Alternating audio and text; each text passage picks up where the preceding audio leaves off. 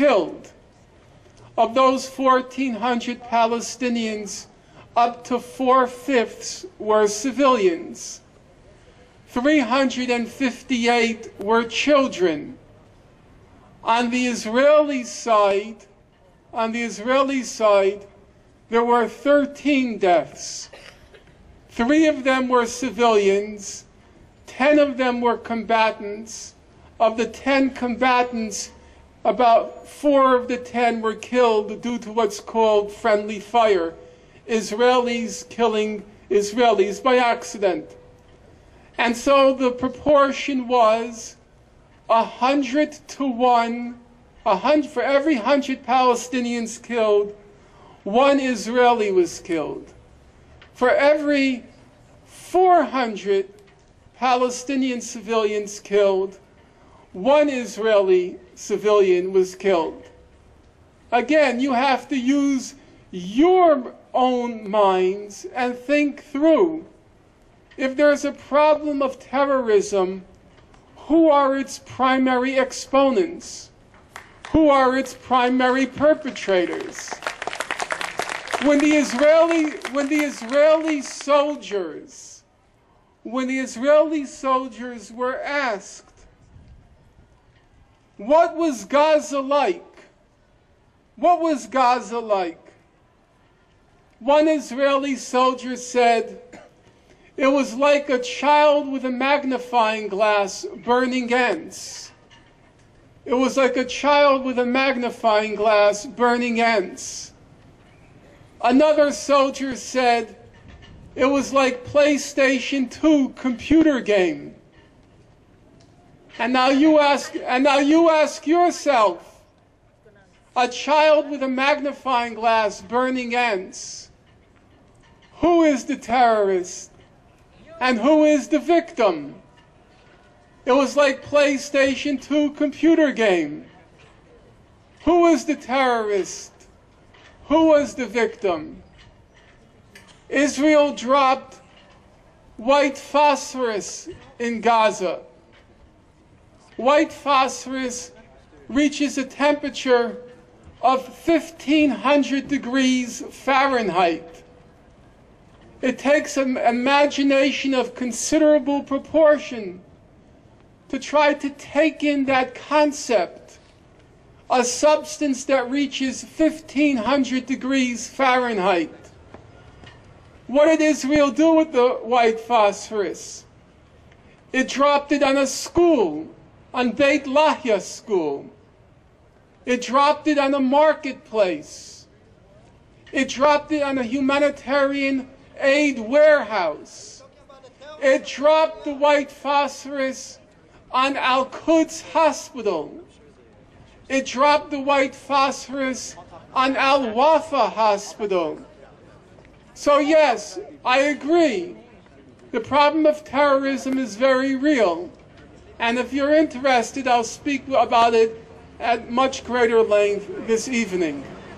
Now, I have my notes saying I have 3 minutes left, which I think is now down to 1.5 minutes.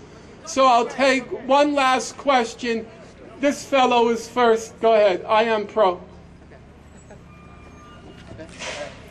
Hi, Norm. I'm a student at UC Irvine. I would like to say, sir, with all due respect, I consider it disrespectful when you speak to me in the first-hand Norman.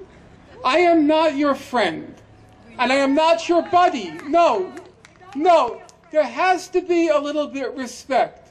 I'm not your buddy. I'm not. You called me a cow, and you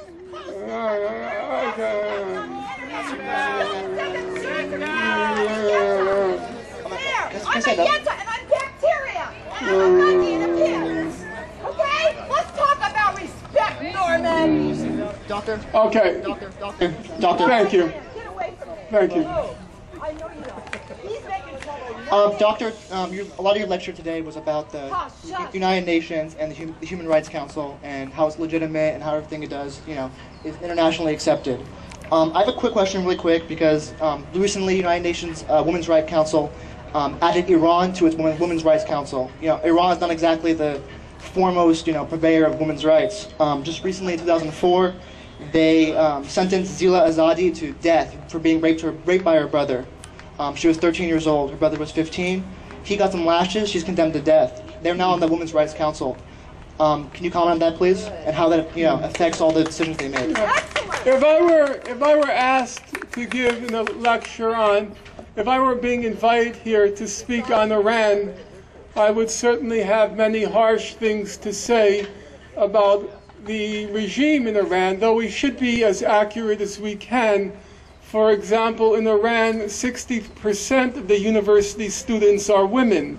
The picture is not as black and white as some people here might think, though on the particular issue you raised, of course, you're correct. I would just want to say, I wasn't talking about the record in general. I mentioned the Human Rights Council in the context of Richard Goldstone. Now, Richard Goldstone wrote the mandate under which he undertook his mission. The president of the Human Rights Council said to Mr. Goldstone, "You tell us what you want the terms of your investigation to be." And he wrote them, and the Human Rights Council said, "Okay, we accept." And so your quarrel seems to be not with the Human Rights Council, your quarrel seems to be with Richard Goldstone. And I would like to know, on what grounds can one make a legitimate claim that Mr. Goldstone is either prejudiced against Jews or prejudiced against Israel? I can't see a reasonable claim for that, in which case it seems to me that the conclusions he reached must be reasonably credible.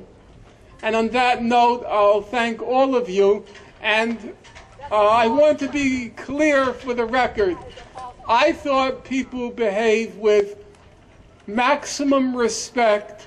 There was an opportunity for a reasonable and a serious discussion here, and so I thank everyone for having come out, and I look forward to seeing at least some of you in the late afternoon as well. Thank you.